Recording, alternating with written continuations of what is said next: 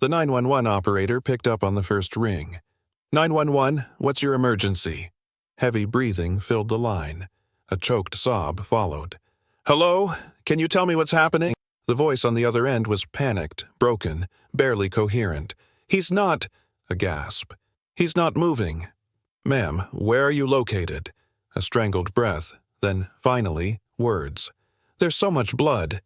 The operator stiffened. Blood meant violence. Violence meant urgency. Who's hurt? Are you in danger? More gasping. The woman's voice quivered as she tried to speak. I don't know what to do. Ma'am, listen to me. Help is on the way. Stay on the line. The dispatcher waved frantically to the emergency response team, her gut already screaming. This was more than an accident. The woman on the phone wasn't calming down. If anything, her fear was rising. The operator strained to hear past her sobs. Rain, sirens, a faint murmur of voices. Is he breathing? She asked. A silence too heavy.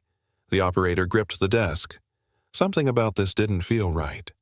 Ma'am, I need you to tell me, who is hurt? The woman's breath hitched. My best friend's husband. The dispatcher's pulse quickened. Not her husband, her best friend's. The line crackled, filled with static, heavy breaths, and something else. Guilt? Fear? The operator clenched her jaw. This wasn't just an emergency. This was a crime. The flashing lights pierced the darkness of the suburban street. Neighbors peeked through their curtains drawn by the sirens. Something terrible had happened, and everyone knew it. A house stood at the end of the block, front door wide open, swaying in the wind. A woman stood frozen in the doorway. Blood smeared her hands, dried in streaks against her pale skin. Her lips trembled, but she said nothing. She was not the wife. Officers moved past her, guns drawn, footsteps sharp against the hardwood. The house was eerily still. No shouting, no movement, just the heavy air of something irreversible. One officer took a deep breath. The scent of iron and something stale coated the air. They followed the crimson trail leading to the kitchen. One cop whispered, Jesus Christ. Daniel Pierce lay sprawled on the floor, his body twisted unnaturally. His crisp white dress shirt now soaked through with red. A half-empty glass of wine sat on the counter, untouched. No signs of a break-in, no forced entry. This wasn't a robbery gone wrong. This was personal. Someone had killed him, and they had been close enough to watch him die. The officers exchanged looks. This wasn't just another domestic dispute. A single overturned chair, a wine glass left behind. A house filled with secrets, waiting to be uncovered. One officer exhaled, voice low. This wasn't a break-in. This was planned. Another surveyed the woman standing outside, arms wrapped around herself. Find out who she is, he muttered. Because she wasn't the wife, and that meant she was something else entirely. Daniel's lifeless face stared upward, a frozen reminder of who he once was, respected, wealthy, charming. Now, just a corpse. Outside, Lila stood stiffly, watching as officers whispered among themselves. Her expression wasn't just shock. It was something deeper, something darker. The wind picked up, carrying a single unspoken question into the night. Was this justice, revenge, or something far more sinister? Eleanor Pierce folded a neatly pressed blouse and placed it into the drawer. Her hands traced the soft fabric absent-mindedly. Life had been kind to her, a successful career in interior design, a beautiful home, and a husband who, for years, had made her feel like the luckiest woman alive. She glanced at the framed wedding photo on the dresser. Daniel's arms wrapped around her, his lips near her temple, a captured moment of happiness. She smiled to herself, pushing away the nagging sense of something off. It was probably just stress. Every marriage had its rough patches. Didn't it? Daniel Pierce was the kind of man people admired, polished, articulate, and utterly composed. A successful attorney, his days were long, his commitments endless. But Eleanor had never questioned it. He was ambitious, and she had always respected that. Lately, though, he was different. The long nights at the office had stretched into weekends. Business trips popped up unexpectedly, meetings ran later and later. Still, when he came home, he was Daniel. Loving, attentive, at least on the surface. He kissed her forehead before heading to bed, murmuring something about an exhausting day in court. But in the dark, as Eleanor listened to his rhythmic breathing beside her, she felt it. Distance. Lila Montgomery had known Eleanor since college. She had been there through bad haircuts, first heartbreaks, and now, through a marriage that no longer felt as perfect as it looked. She watched Eleanor closely during their weekly brunches, noticing how she stirred her coffee slower than usual, how she hesitated before answering simple questions about Daniel. "You okay?" Lila asked one morning, her voice careful. Eleanor gave her a tired smile. "Yeah, just busy." Lila didn't buy it. Daniel was slipping away, and Eleanor either didn't see it or refused to. The first odd purchase showed up on a credit card statement Eleanor wasn't supposed to see. A hotel charge in the city. She frowned. Daniel had mentioned a client dinner. Why would he book a hotel room? Another charge. A boutique Eleanor had never shopped at. Her stomach tightened, but she told herself it was nothing. Maybe a work expense. A gift for a client's wife. That night, Daniel came home late. Again. He set his phone face down on the counter before kissing her cheek. "You okay?" she asked, studying him. "Of course," he said easily, slipping out of his jacket. "Just a long day." But the way his fingers lingered over his phone, like a secret kept too close, made her breath hitch. The first time Eleanor chose silence over confrontation, it felt like a small sacrifice. By the 10th time, it felt like a prison. The space between them grew, yet Daniel acted as though nothing had changed. He held her hand in public, kissed her forehead when he left for work, but at night he barely looked at her. Once she reached for him in bed, fingers trailing down his back. He flinched. That was the moment she knew. Something was wrong. Lila wasn't the type to jump to conclusions, but she had instincts. And right now they screamed that Daniel Pierce was hiding something. She started watching, quietly observing. His absences. The way he checked his watch a little too often. The detached way he spoke about Eleanor, like she was a fond memory instead of his wife. Lila's gut twisted. If she was right, Eleanor was about to be shattered. The truth came with a single photo. Scrolling through social media, Lila paused. A woman. Her arm draped casually around a man. Daniel. He wasn't wearing his wedding ring. He wasn't looking at the camera, but he was smiling. A real, genuine smile Lila hadn't seen in months. The caption read, "Weekend escape with my love." The woman's name was Sophia Lane. Lila's breath came fast, her hands tightening around the phone. Daniel had another life, another woman, and Eleanor had no idea. Lila stared at her phone, heart pounding. She could delete the photo, pretend she never saw it, or she could tell Eleanor and destroy everything. Her hands shook.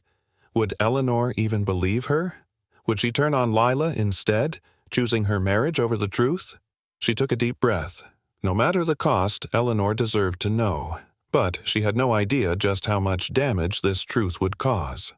Lila sat in her car, her fingers gripping the steering wheel tighter than she realized.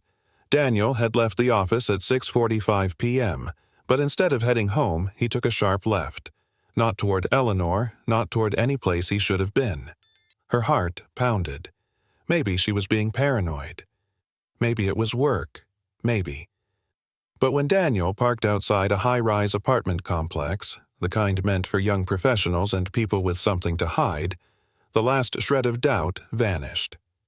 He stepped out, adjusting his shirt sleeves, his demeanor relaxed. Confident.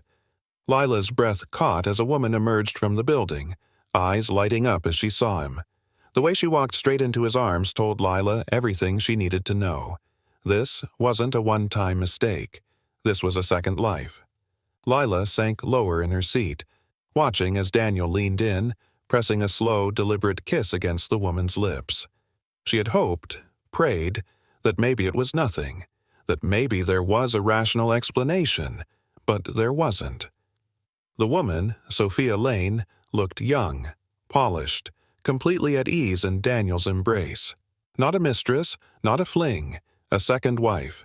Lila swallowed hard and forced herself to think. She needed proof.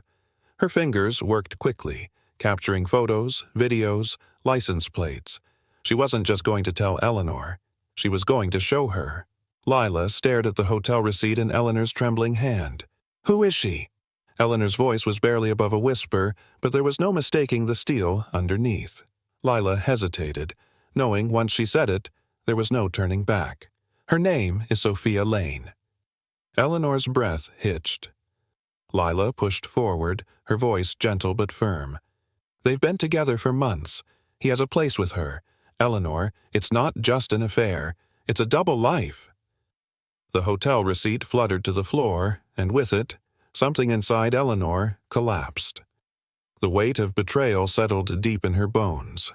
Had she been a joke? A placeholder? A fool? Eleanor sat in her bedroom, surrounded by memories that now felt like carefully constructed lies. Everything had been fake. The late-night whispers, the anniversaries, the moments she had once clung to as proof of love, because she wasn't sure if she had saved them or destroyed them all. Eleanor's breath came in short, ragged bursts. The metallic scent of blood lingered in the air, thick and suffocating. Lila stood motionless, her fingers still curled around the hilt of the knife. It had slipped from her grasp the moment Daniel hit the floor.